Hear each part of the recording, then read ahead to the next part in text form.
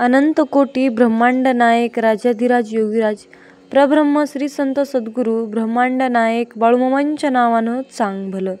नमस्कार प्रेमळ भक्तांनो, तुम्हा सर्वांच्या सर्व चांगल्या इच्छा बाळूमामा लवकरात लवकर पूर्ण करोत, हीच मी माझ्या ब्रह्मांडाचरणी पुन्हा पुन्हा प्रार्थना करते आणि आजच्या सादरीकरणाला सुरुवात करते. मामा म्हणतात, माझ्या बाळा, योग्य वेळ आली की ते सुद्धा मिळतं ज्याची आपण कधी कल्पनासुद्धा केलेली नसते. फक्त धीर सोडायचा नाही. जय बाळूमामा. भक्तांनो, आजच्या नवीन आणि सुंदर अशा संदेशाला सुरुवात करण्याआधी कमेंटमध्ये भरपूर प्रमाणात बाळूमामांच्या नावाचा जयघोष करायला विसरू नका. आणि हो, आपले व्हिडिओ जास्तीत जास्त भक्तांपर्यंत शेअर करा. तुमच्या मनातील इच्छा लवकरच पूर्ण होईल. भक्तांनो, आजच्या दैवी संदेशामध्ये बाळूमामा तुम्हाला नक्की काय सांगत आहेत हे तुम्ही नीट लक्षपूर्वक ऐका. मामा म्हणतात, माझ्या बाळा, जीवन जगत असताना जर का तुला एखाद्या व्यक्तीला पाहून प्रचंड संताप येत असेल तर ते टाळण्यासाठी मी तुला आज काही आजच्या दैवी संदेशामध्ये उपाय सांगणार आहे, जेणेकरून त्या उपायाचे तुला पालन करायचे आहे. माझ्या बाळा, आपल्या प्रत्येकाच्या आयुष्यात अशी एकतरी व्यक्ती असतेच की जी आपल्या डोळ्यासमोर आली की आपल्याला प्रचंड राग येतो, संताप येतो. ती व्यक्ती समोर आली की खूप निगेटिव्हिटी वाटायला लागतं. कधी एकदा त्याच्यापासून आपण दूर होऊ असं आपल्याला वाटतं. त्याच्याशी बोलावं लागतं म्हणजे खूप मोठी शिक्षा आहे असं आपल्याला वाटू लागतं. त्याची वागणूक, बोलण्याची पद्धत किंवा त्याचे विचार आपल्याला त्रास देत असतात. काही वेळा हे लोक कुटुंबातील असतात, काही वेळा हे लोक मित्रमंडळीमध्ये सुद्धा असतात, तर काही वेळा ऑफिसमध्ये किंवा समाजामध्ये भेटतात. अशा लोकांना टाळून संपूर्ण जीवन जगता येत नाही. पण त्यांना सामोरे जाताना आपण कसं वागलं पाहिजे हे शिकून घेतल्यास आपल्याला मोठा फायदा होतो. सतत चिडचिड करून काहीच फायदा नाही. उलट अशा लोकांना सामोरे जाण्यासाठी काही उपाय अवलंबले तर मन शांत राहील आणि जीवन अधिकच आनंदी होईल. अशा व्यक्तीमुळे जर तुमचा दिवस वाया जात असेल, तुमच्या मनावर ताण येत असेल, तर त्यासाठी हे उपाय तुम्हाला नक्कीच मदत करू शकतात, जे बाळा आज मी तुला सांगणार आहे. माझ्या बाळा, जर का तुला अशा लोकांना पाहिलं की संताप का येतो हा प्रश्न अनेकांना पडतो. कुठलीही भावना उगाच निर्माण होत नाही, त्यामागे काहीतरी कारण असतं. काही वेळा ती परिस्थितीमुळे तयार होतात, तर काही वेळा आपल्या स्वतःच्या मनोवृत्तीमुळे. चला तर मग पहिले पाहू अशी परिस्थिती निर्माण होण्याची महत्त्वाची कारणं. नंबर 1, आधीचा वाईट अनुभव. जर त्या व्यक्तीसोबत तुमचा एखादा कटू अनुभव निर्माण झाला असेल तर पुन्हा तिला पाहिल्यावर तुमच्या मनात तोच प्रसंग येतो. काही लोकांनी आपल्याशी फसवणूक केलेली असते, अपमान केलेला असतो किंवा त्रास दिलेला असतो. त्यामुळे ते पुन्हा समोर आले की आपल्याला राग येतो. त्यांची वागणूक चिडवणारी असते. काही लोकांचा बोलण्याचा किंवा वागण्याचा स्वभावच असा असतो की समोरच्याला चीड येते. त्यांचा उद्देश मुद्दाम त्रास देणं नसतं, पण त्यांच्या सवयी अशा असतात की त्या आपल्याला खटखटत असतात.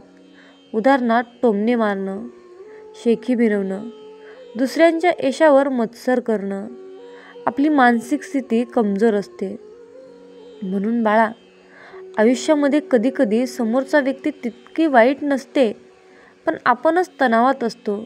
कायमचा ताण, कौटुंबिक जबाबदाऱ्या किंवा मानसिक थकवा असल्यास आपल्याला लहान सहान गोष्टीवरही जास्त राग येत असतो. त्याच व्यक्तीकडे शांत मनाने पाहिलं तर ती आपल्याला एवढी वाईट वाटणार नाही.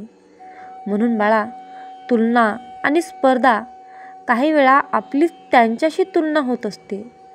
जर ती व्यक्ती आपल्यापुढे गेलेली असेल किंवा जास्त यशस्वी वाटत असेल तर मनात असूया निर्माण होते. हे त्यांच्या बाबतीतही होतं. समोरची व्यक्ती असूया करणारी असू शकते, मग ती काहीही बोलली तरी आपल्याला संताप येतो. अनेकदा ऑफिसमध्ये किंवा समाजात अशा प्रकारची स्पर्धा दिसून येते. त्याने दिलेला त्रास अजून मनात घर करून असतो. काही लोकांनी आधीच आपल्याला खूप त्रास दिलेला असतो. त्यांच्या शब्दामुळे, वागण्यामुळे आपलं नुकसान झालेलं असतं. अशा लोकांची सावली जरी पडली तरी आपल्याला राग येतो, कारण मन अजूनही त्या गोष्टीला विसरू शकलेलं नसतं. स्वभाव जुळत नाही. सगळ्यांचे स्वभाव वेगवेगळे असतात. काही लोक खूप बोलके, काही उर्मट किंवा आगाऊ असतात, किंवा खूप जण शांत असतात, गंभीर असतात. जर समोरच्याचा स्वभाव आपल्या स्वभावाशी मुळीच जुळत नसेल तर त्यांच्यासोबत राहणं किंवा संवाद साधणं त्रासदायक होतं. त्यामुळे चिडचिड वाढते. बाळा, चुकीच्या अपेक्षा असतात. कधीकधी आपणच दुसऱ्यांकडून जास्त अपेक्षा ठेवतो. आपल्याला वाटतं की त्यांनी आपल्याशी चांगलं वागावं, आपल्याला वेळोवेळी मदत करावी किंवा आपली काळजी घ्यावी. पण जेव्हा तसं होत नाही तेव्हा आपल्याला राग येतो. अपेक्षा पूर्ण न झाल्यामुळे आपलं मन दुखावतं आणि संताप निर्माण होतो. अशा प्रकारच्या परिस्थितीमागे वेगवेगळी कारणं असू शकतात. काही वेळा समस्या आपल्या मनात असते, काही वेळा ती समोरच्या व्यक्तीमुळे असते. पण शेवटी त्याचा आपल्या मनशांतीवर परिणाम होऊ द्यायचा नाही, हे आपल्या हातात आहे. म्हणूनच शांत राहण्याचा आणि सकारात्मक दृष्टिकोन बाळगण्याचा प्रयत्न करा. चला तर मग यासाठी आपण काय करू शकतो आणि काय करू शकत नाही हे मी तुम्हाला सांगतो. माझ्या बाळा, सर्वात महत्त्वाचा आणि सोपा उपाय म्हणजे त्यांच्याकडे दुर्लक्ष करा. अशा व्यक्तींना महत्त्व दिलं की ते अजूनच त्रास देतात. त्यामुळे त्यांच्यावर लक्ष न देता आपल्या कामात मग्न राहा. काही लोक मुद्दाम त्रास देण्याचा प्रयत्न करतात, कारण त्यांना दुसऱ्याला दुखावण्यात आनंद मिळतो. जर तुम्ही त्यांच्या नकारात्मक वागण्याकडे दुर्लक्ष केलं तर त्यांना समजेल की त्यांच्या वागण्याचा तुमच्यावर परिणाम होत नाही. सुरुवातीला हे कठीण जाईल, पण हळूहळू तुम्ही दुर्लक्ष करायला शिकाल. या पद्धतीमुळे तुमच्या मनशांतीवर परिणाम होणार नाही आणि तुम्ही सकारात्मक विचार करू शकाल. माझ्या बाळा, आयुष्यामध्ये अशा व्यक्तींसोबत कमी बोला. अशा व्यक्तींशी तुम्ही जेवढं बोलाल तेवढा तुम्हाला जास्त त्रास होईल. तुम्हाला निगेटिव्हिटी एनर्जी देणाऱ्या अशा लोकांसोबत गरज असेल तेव्हाच संवाद साधा. अनावश्यक बोलणं टाळल्यास तुमच्या मनावर त्यांचा परिणाम होणार नाही. काही लोक विनाकारण चर्चा वाढवतात आणि त्यातून वाद निर्माण होतो. जर तुम्हाला एखाद्या व्यक्तीची नकारात्मकता सहन करावी लागत असेल तर त्यांच्याशी संवाद साधणं कमीत कमी ठेवा. बोलायचंच असेल तर थेट आणि शॉर्टमध्ये बोला. उगाच नाती टिकवण्यासाठी किंवा समोरच्याला समजवण्यासाठी प्रयत्न करू नका. काही लोक कधीही सुधरत नाहीत. अशा वेळी स्वतःला वाचवणं सर्वात महत्त्वाचं असतं. स्वतःला मानसिकदृष्ट्या मजबूत करा. समोरच्या व्यक्तीला बदलणं कठीण असतं, पण तुम्ही स्वतःला बदलू शकता. त्यांच्या वागण्याचा तुमच्या मनशांतीवर परिणाम होऊ देऊ नका. मानसिकदृष्ट्या मजबूत असाल तर कोणतीही गोष्ट तुम्हाला त्रास देणार नाही. तुम्ही शांत राहायला शिकायला हवं. काही लोक मुद्दाम तुम्हाला डिवचवतात, अपमान करतात, चिडवतात. पण जर तुम्ही त्यांच्या बोलण्याकडे गांभीर्याने पाहिलं नाही तर त्यांचा तुम्हाला त्रास होणार नाही. माझ्या बाळा, तुम्ही स्वतःला समजवा की ही व्यक्ती तशीच आहे, मला तिच्यामुळे त्रास होऊ द्यायचा नाही. हळूहळू तुम्ही अशा लोकांकडे तटस्थपणे पाहायला शिकाल. अशा लोकांपासून योग्य अंतर ठेवा आणि शक्य असल्यास अशा लोकांपासून दूर राहा. संपर्क कमी केल्यास मन अधिक शांत राहील.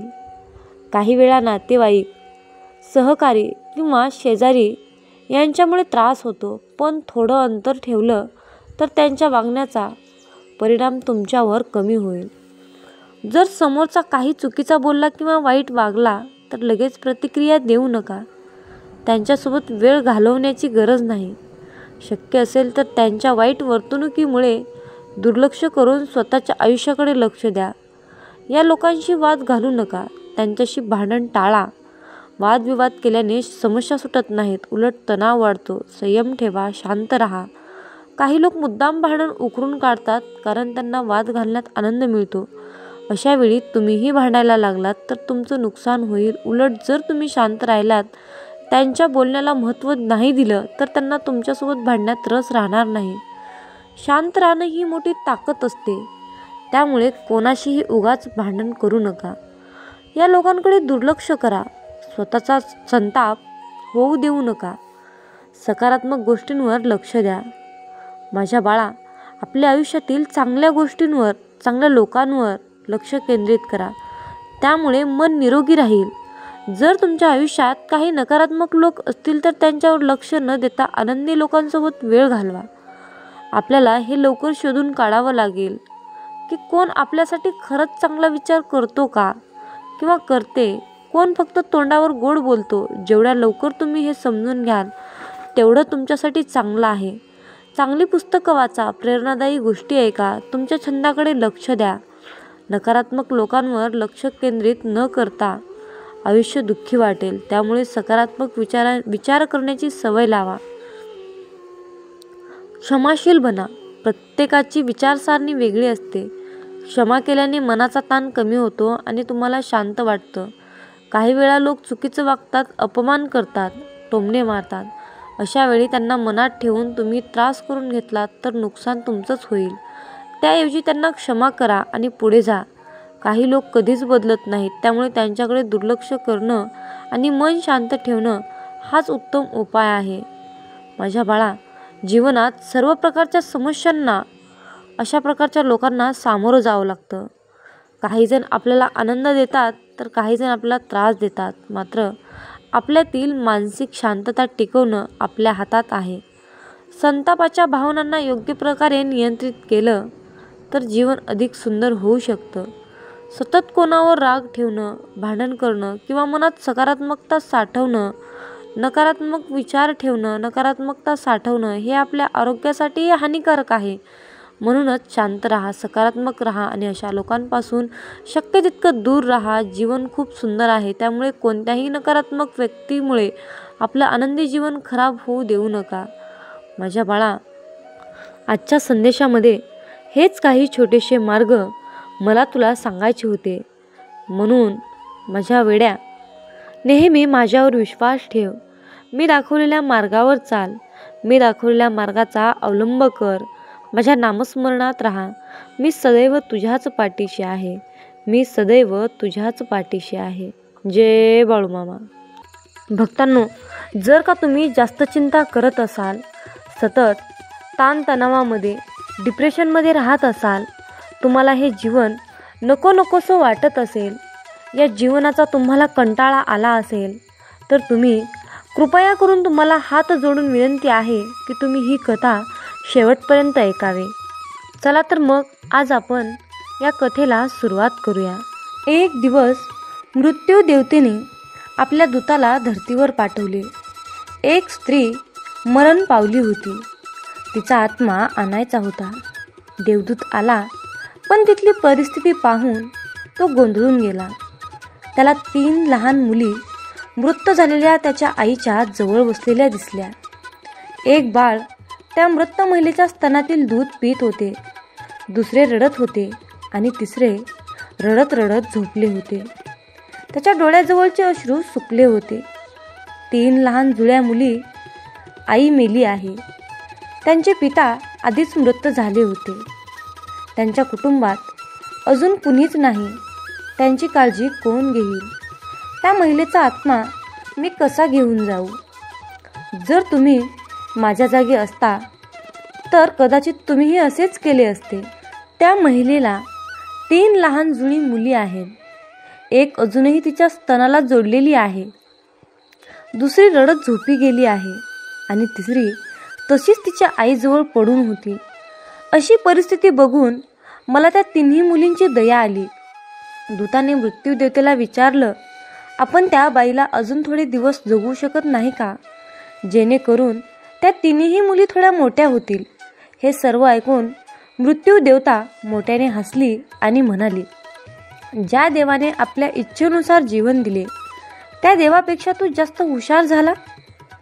देवाला सर्व माहिती असतं तरीही तू असं कसं बोलू शकतोस?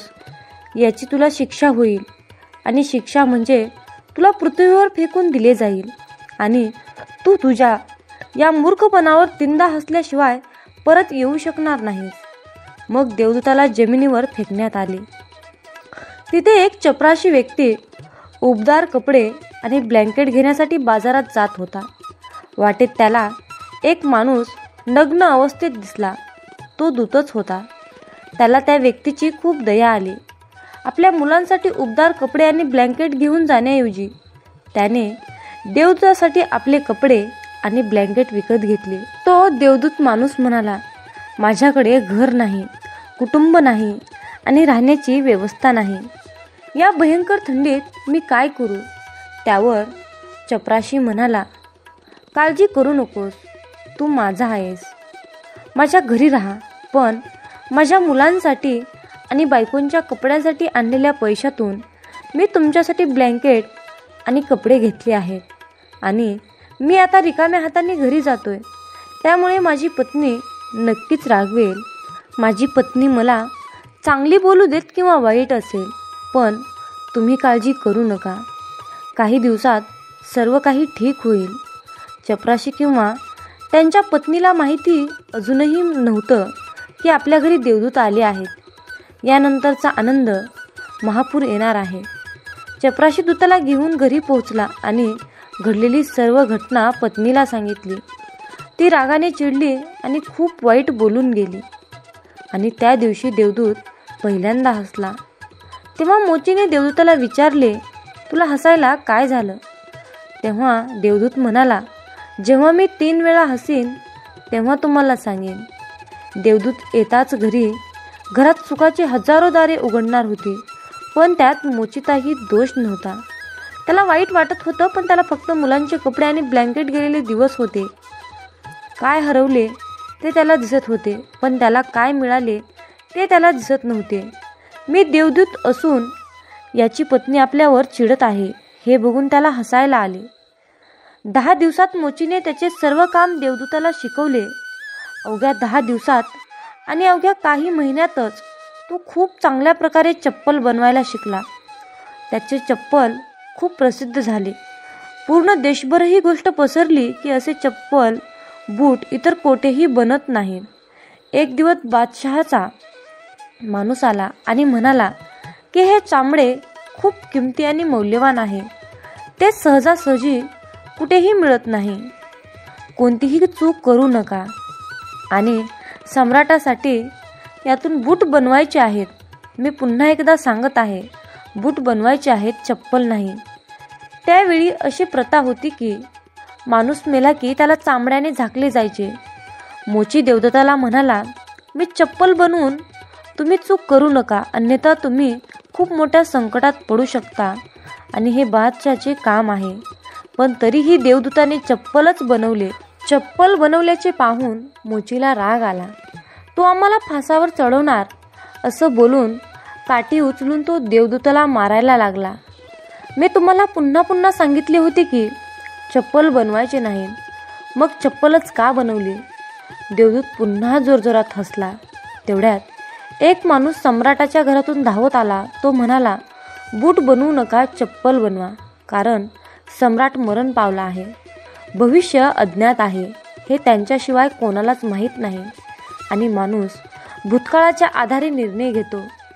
सम्राट जिवंत असताना बूट लागत होती आणि आता मृत झाल्यावर स्लीपरची गरज होती. तेव्हा ती मोची देवदूताची पाय धरून माफी मागू लागला की मला माफ करा, मी तुम्हाला मारले, मला क्षमा करा. पण तो देवदूत म्हणाला, हरकत नाही, मी माझी शिक्षा भोगत आहे. पण तो आज पुन्हा हसला. मोचीने पुन्हा विचारले की हसण्याचे कारण काय? मी 3दा हसीन तेव्हाच सांगेन. तो पुन्हा हसला, कारण आपल्याला भविष्य माहीत नाही, म्हणूनच आपण आकांक्षा बनवतो ज्या निरर्थक असतात, कधीच पूर्ण होणार नाहीत. अशा आकांक्षा, अपेक्षा आपण करतो जे कधीच शक्य होणार नाही. ते आम्ही देवाकडे मागतो, कारण अजून काहीतरी वेगळं घडणार आहे असं आपल्याला वाटतं. आपले नशीब आपल्याला न विचारता फिरत असते आणि आपण विनाकारण मध्येच आवाज काढतो. स्लीपरची गरज असताना आपण बूट बनवून घेतो. मरण्याची वेळ जवळ येत असताना आपण जीवन व्यवस्थित करायला निघतो. देवदूताला अचानक त्या 3 जुळ्या मुली आठवतात. त्यांच्यासाठी भविष्यात काय आहे हे मला कसे कळेल? मी विनाकारण उगाच मध्ये गेलो असं त्याला वाटतं. आणि तिसरी घटना अशी घडली की एके दिवशी 3 तरुण मुली आल्या. तिघींचीही लग्न होणार होती आणि तिघींनीही त्यांच्यासाठी बूट बनवण्याची ऑर्डर दिली. तसंच त्यांच्यासोबत एक वृद्ध स्त्री म्हणजेच एक आजी आली होती. देवदूताने आता ओळखले या त्याच 3 मुली आहेत ज्यांना त्याने मृत आईजवळच सोडले होते आणि ज्यांच्यामुळे तो शिक्षा भोगत आहे. ते सर्व निरोगी सुंदर होते. त्याने त्यांना विचारलं, या 3 मुली कोण आहेत? ती वृद्ध बाई म्हणाली, या माझ्या शेजारच्या बाईच्या मुली आहेत. ती गरीब स्त्री होती. ती इतकी आजारी होती की शेवटी तिच्या अंगात दूधही नव्हते. तसंच त्यांची परिस्थिती इतकी गरिबीची होती की त्यांच्याकडे पैसे कपडे काहीच नव्हतं. फक्त 3 जुळ्या मुली होत्या. त्यांना दूध पाजवत असताना तिचा मृत्यू झाला. पण मला या 3 चिमुकल्या मुलींची दया आली. मला मूलबाळ नाही आणि म्हणूनच मी खूप प्रेमाने या 3 मुलींचा सांभाळ केला. आई जिवंत असती तर या 3ही मुली गरिबी, उपासमार आणि दारिद्र्यात वाढल्या असत्या. आई मरण पावली म्हणून या 3 मुली मोठ्या संपत्ती आणि समृद्धीत वाढल्या आणि आता या सर्व तिघी त्या वृद्ध महिलेच्या सर्व मालमत्तेचे मालक आहेत आणि त्यांचे लग्न सम्राटाच्या कुटुंबात होत आहे. देवदूत तिसऱ्यांदा पुन्हा हसला आणि त्याने मोचीला सांगितले की ही 3 कारणे आहेत माझ्या हसण्याची. चूक माझीच होती. नियती महान आहे.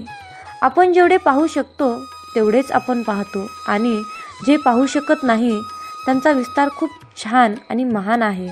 आणि आपण काय पाहू शकतो यावरून आपण कोणताही अंदाज बांधू शकत नाही. मी माझ्या मूर्खपणावर 3दा हसलो आहे. आता माझी शिक्षा संपली आहे आणि आता मी जातो असं तो मोचीला बोलून निघतो. देव जे काही करतो ते चांगल्यासाठीच करतो. कोण राहू नका, तर वर्तमानात जगायला शिका. गेले दिवस परत येत नाहीत. ज्या चुका झाल्या त्यातून शिकायचं आणि पुढे जायचं. काही लोक सतत जुने अपमान, त्रास या गोष्टी उकळतात. तेव्हा असं झालं होतं, तेव्हा तसं झालं होतं असं म्हणत बसल्याने काहीच बदल होत नाही. उलट उगाच मन जड होतं, दुःखी वाटतं. त्यापेक्षा वर्तमानात जगा. आजचा दिवस आनंदाने जगा, कारण हाच क्षण खरा आहे. एखादी गोष्ट चुकीची झाली असेल तर तिला पुन्हा पुन्हा आठवून त्रास करून घेण्यात काहीच अर्थ नाही. आयुष्य पुढे चालत राहतं. जो पुढे पाहतो तोच आयुष्यात यशस्वी होतो. मागे पाहणाऱ्यांना फक्त पश्चाताप आणि दुःखच मिळतं. अरे बाळा, लोक काय म्हणतील याचं टेन्शन घेऊ नका. लोकांचं काम बोलणं आहे. तुम्ही काहीही केलं तरी काही ठराविक लोक टीकाच करतील. म्हणूनच लोक काय म्हणतील याचा विचार करत बसू नका. तुम्हाला सगळ्यांना खुश करता येत नाही. आयुष्य स्वतःच्या मर्जीने समाधानाने जगा. स्वतःला हवं तसं जगायला शिकलात की मन शांत राहील. लोकांसाठी आपण बदलतो तर आपली ओळखच नष्ट होईल. जग तुमचं कौतुक कधीच करत नाही, पण चुका लगेच दाखवते. म्हणून लोकांपेक्षा स्वतःला काय योग्य वाटतं याचा विचार करा. स्वतःच्या निर्णयावर विश्वास ठेवा आणि निर्भीडपणे आयुष्य जगा. दुसऱ्यांच्या आयुष्याची स्वतःची तुलना करू नका. तुमच्या मेहनतीचा तुमच्या आयुष्याचा परिणाम होतो. दुसऱ्यांच्या यशामुळे तुमचं जीवन बदलत नाही. काही लोक कायम इतरांचं बघून आपल्या आयुष्याशी त्याची तुलना करत असतात. परंतु बाळा, एक गोष्ट नेहमी लक्षात ठेव. प्रत्येकाची वेळ ही वेगवेगळी असते. कोणीतरी लवकर यशस्वी होतो, कोणीतरी उशिरा. त्यामुळे स्वतःच्या क्षमतेवर विश्वास ठेवा आणि दुसऱ्यांच्या सुखाची तुलना करून आपलं दुःख वाढवू नका. झाडाचं फळ पहा.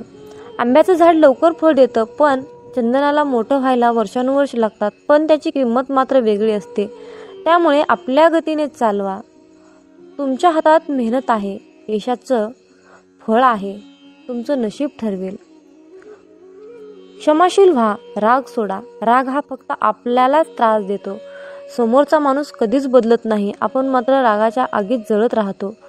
कुणी वाईट वागलं तर त्याला मनात धरून ठेवण्यापेक्षा ते विसरून जा. माफ करणारा माणूस मोठा असतो. रागाला दूर ठेवलं की मन शांत राहतं आणि आयुष्य सुंदर वाटतं. क्षमा करणं म्हणजे दुबळेपणा नाही, तर ते मनाच्या शांतीसाठी गरजेचं असतं. सतत राग बाळगणारा माणूस स्वतःला त्रास करून घेत असतो. समोरच्याला माफ करून टाका आणि तुमच्या मनावरचं ओझं हलकं करा. निसर्गाच्या सानिध्याला वेळ द्या. निसर्ग हे शांततेचं वरदान आहे. रोजच्या गोंगाटात, धावपळीत आपण स्वतःला हरवून बसलो, पण जर आपण थोडा वेळ निसर्गात घालवला तर मनाला खूप हलकं वाटतं. गच्चीवर उभं राहून वारा अंगावर घेतला, एखाद्या झाडाखाली बसून त्याच्या सावलीचा अनुभव घेतला तरी मन प्रसन्न होतं. निसर्गाशी जोडला गेलात की तणाव आपोआप निघून जातो. जिथे शांतता असते तिथे मनही स्वस्थ राहतं. रोज काही वेळ तरी निसर्गाचा आनंद घ्या. सकाळी लवकर उठा, झाडं, पानं पहा, पक्ष्यांचे आवाज ऐका. तुम्हाला तुमचं मन आधीपेक्षा खूप हलकं वाटेल. म्हणून माझ्या बाळा, मनसोक्त जगा. स्वतःसाठीही वेळ काढा. दिवसभर नुसतं काम, जबाबदाऱ्या आणि दुसऱ्यांसाठी धावपळ करणं हे पुरेसं नाही. स्वतःसाठीही वेळ दिला पाहिजे. हसणं, गाणी ऐकणं, फिरायला जाणं, आपली आवड जपणं, याने मन आनंदी राहतं. दिवसाचा थोडा वेळ तरी स्वतःसाठी काढलात तर आयुष्याची मजा वाटते आणि शांतताही मिळते. एखाद्या दिवशी तुमचे मन आवडीची गोष्ट करा. मित्रांशी गप्पा मारा, पुस्तक वाचा, एखादी नवीन कला शिका. स्वतःसाठी वेळ दिलात की जीवनाचा आनंद दुप्पट होतो. शांत आयुष्य हवं असेल तर स्वतःलाही महत्त्व द्या. म्हणून बाळा, शांततेने जगायचं असेल तर आयुष्यातील छोट्या छोट्या गोष्टींमध्ये आनंद शोधायला शिका. आनंद हा शोधलाच पाहिजे. अपेक्षा वाढवल्या की मन बेचैन होतं. भूतकाळाच्या आठवणीमध्ये अडकून बसलो की वर्तमानाचा आनंद मिळत नाही. लोक काय म्हणतील याचं टेन्शन घेतलं की आपल्या मर्जीप्रमाणे जगताच येत नाही. त्यामुळे स्वतःसाठी जे योग्य वाटतं तेच केलं पाहिजे. दुसऱ्यांच्या आयुष्याशी तुलना करणं म्हणजे स्वतःला उगाच त्रास देणं. प्रत्येकाचा प्रवास वेगळा असतो. म्हणून आपल्या वाटचालीवर लक्ष द्या आणि शांत राहा. मनाने पुढे जा. राग, चिडचिड ही फक्त मनावरचाच एक शरीरावरचाच भार वाढवते. त्यामुळे माफ करणं आणि सोडून देणं या गोष्टी शिका. निसर्गात वेळ घालवल्याने मन शांत होतं आणि नवनवीन ऊर्जा मिळते.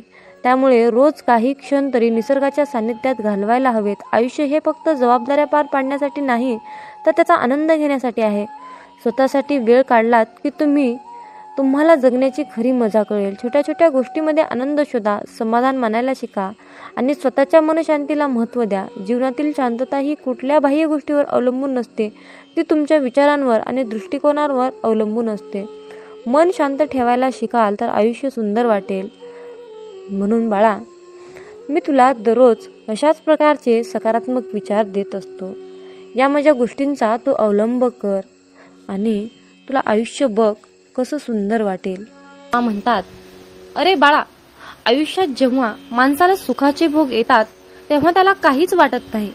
परंतु जेव्हा त्याच्या वाट्याला दुःखाचे भोग लागतात तेव्हा मनुष्य म्हणतो की मी ह्या देवाचा भक्त आहे आणि मी या अमक्या देवाचं एवढी भक्ती केली, एवढी सेवा केली, तरीही या देवाने शेवटी माझ्या नशिबाला दुःखच का दिलं. मी इतका सत्कर्मी पुरुष आहे, इतका मी सत्कर्मानेच चालतो, तरीही माझ्या वाट्याला दुःख का आहे, असे म्हणून आपण देवाला दोष देत असतो. पण त्या मनुष्याला एवढं समजत नाही की हे सर्व काही घडत आहे तो आपल्या कर्माचा भाग आहे.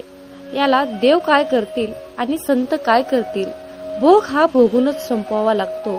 शेवटी ते प्रारब्ध आहे. मग तुम्ही म्हणाल की भोग हा भोगूनच संपवावा लागतो, आयुष्यातील दुःख अडचणी हे भोगूनच संपवावे लागतात, तर शेवटी मामांच्या सेवेचं आपल्याला काय फळ मिळणार आहे. हा सर्वांच्या मनामध्ये प्रश्न येणे साहजिकच आहे. चला तर त्या प्रश्नाचे उत्तर आपण आजच्या संदेशातून जाणून घेऊया. मित्रांनो, आपण आपल्या मागच्या जन्मामध्ये जे काही काम केलं आहे, वाईट कर्म केले आहेत, जे काही पाप केलं आहे, ते पाप नष्ट करण्यासाठी आपण या जन्मामध्ये केलेली मामांची सेवा ही त्या पापांना नष्ट करत असते. सेवा करून त्या पापाची परतफेड करत असते. ही सेवा त्या पापाचं क्षालन करत असते. आणि या चालू कलियुगातील जीवनामध्ये जे काही आपण वाईट कर्म करतो त्याचे फळ आपल्याला लगेच मिळत असते. मित्रांनो, फक्त प्रश्न आहे वेळेचा. कुणाला लवकर त्या पापाची परतफेड करावी लागते तर कुणाला उशिरा करावी लागते. त्यामुळे एक लक्षात ठेवा की नेहमी चांगले कर्म करा. तुम्हाला उशिरा का होईना त्या सेवेचे फळ हे 100% मिळणारच हे निश्चित लक्षात असू द्या. आपल्या दुःखाचा आणि परमेश्वराच्या भक्तीचा कसल्याही प्रकारचा संबंध नसतो. त्यामुळे मित्रांनो, देवाला, परमेश्वराला, परमपिता परमात्म्याला कसल्याही प्रकारचा दोषी तुम्ही ठरवून ही मोठी चूक करू नका. म्हणून मामा म्हणतात, अरे बाळा, पुण्य जरी दिसत नसलं तरीही त्याची योग्य वेळ आली की त्याच्या फळाची उपभोग आपल्याला नक्कीच घेता येतो. कारण मित्रांनो, कमवलेल्या पैशाचे काम जिथे थांबते ना, तिथूनच केलेल्या पुण्याच्या कर्माची सुरुवात होते. जीवनामध्ये सुख कधीच संपत नाही, ते रोज नवीन नवीन उगवत असते. नव्या सुखाला जागा करून दिली की ते आपल्या आयुष्यामध्ये ऑटोमॅटिक रोजच्या रोज येत असते. काल केलेली मशागत आजच्या कृपेच्या रूपेमध्ये प्राप्त होते. आपण कितीही काहीही नको नको म्हटलं तरीही जर आपले कर्म चांगले असतील तर त्याचे आपल्याला चांगलेच फळ मिळते. जरी तुम्ही मला नको म्हणाल तरीही, आणि जर तुमचे वाईट कर्म असतील तर तुम्ही मला हे नको नको म्हणाल तर तुम्हाला त्या कर्माचे फळ वाईटच मिळत असते. मित्रांनो, चांगले विचार आणि सदृढ आयुष्य म्हणजे ही नियती आहे. जे आपण कराल त्याचेच फळ आपल्याला इथे नियती देत असते. मामा म्हणतात, माणूस कितीही चतुर, कितीही हुशार असला, कितीही सत्कर्माने काम करत असला, कितीही चातुर्यपणाने काम करत असला तरीही शेवटी त्याला नियतीला मांडलेला डाव हा स्वीकारावाच लागतो. पण ज्या वेळेस मित्रांनो आयुष्यामध्ये नेहमी तुम्ही सत्याच्याच मार्गाने काम केले तर तुमच्या त्या सत्याच्या मार्गामध्ये आणि तुमच्या सेवेमध्ये इतकी शक्ती असते ना की एक वेळ नियती सुद्धा तुमच्या समोर हार मानते. म्हणून मित्रांनो, नेहमी चांगले कर्म करा, सत्याच्या मार्गानेच राहा, लबाडी चोरी अजिबात करू नका. असं म्हणतात की आपली संगतच आपले भविष्य घडवते. म्हणून संगत ही चांगली करा, चांगल्या लोकांशी संघटित राहा, एकरूप राहा. जीवन हे खूप सुंदर आहे आणि खूप छोटा आहे. हे जीवन हसत खेळत आनंदाने जगा. कारण उद्या आपल्यासोबत, आपल्या भविष्यामध्ये, आपल्या नशिबामध्ये काय घडणार आहे हे कुणाला सुद्धा माहीत नसते. त्यामुळे आनंदी राहून, समाधानी राहून जीवनाचा खरा आनंद घ्यायला शिका. शेवटी तुम्हाला मामांकडे एकच मागायचं आहे की मामा, वाट चुकलोय, थोडी वाट दाखवा ना. वादळात हरलेल्या जहाजाला थोडा काठ दाखवा ना. मामा, अंधार खूप आहे, थोडा प्रकाश दाखवा ना. मामा, तहान खूप लागली, थोडं नाम घेण्याची शक्ती द्या ना. मामा, मी तुम्हाला मागत राहीन, तुम्ही मला देत राहाल. परंतु आज मला तुम्ही एक शेवटचं वचन द्या ना. कधीही काढणार नाही या बालकाच्या डोक्यावरचा हात, कधीही सोडणार नाही या बालकाची साथ. असं तुम्ही आज मला एक शेवटचं वचन द्या ना. मित्रांनो, आयुष्यामध्ये सुखादुःखाचे हे कालचक्र कायम फिरतच असते. तुमच्या आणि माझ्या आयुष्यामध्ये खूप दुःख आहे. जर आपण या आयुष्याकडे सुखाच्या नजरेने, आनंदाच्या नजरेने पाहिलो तर हे आयुष्य खूप सुंदर आहे. पण याच आयुष्याकडे आपण दुःखाने बघितलो, रडत बसलो तर हे आयुष्य आपल्याला दुःखातच जाणार आहे. हे आयुष्य आपल्याला दुःखच देणार आहे.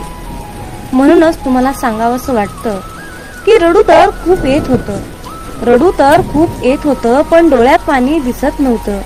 चेहरा तर कोरडा होता, पण मन मात्र भिजलं होतं, मन मात्र भिजलं होतं.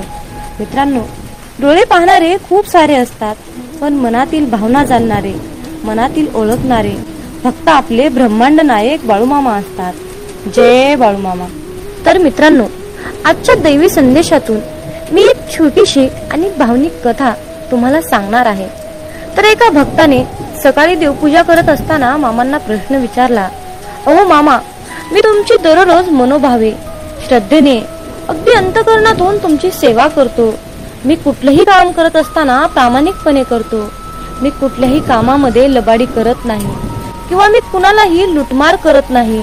मी एवढा चांगला वागूनही, प्रामाणिक वागूनही लोक मला का टाळतात आणि अशा वेळी तुम्ही माझ्या मदतीला का येत नाहीत? आणि आयुष्यामध्ये नेहमी चांगल्याच माणसासोबत वाईट का घडतं? असा प्रश्न त्या भक्ताने मामांना केला. मामा म्हणतात, माझ्या प्रिय बाळा, तू निराश होऊ नकोस.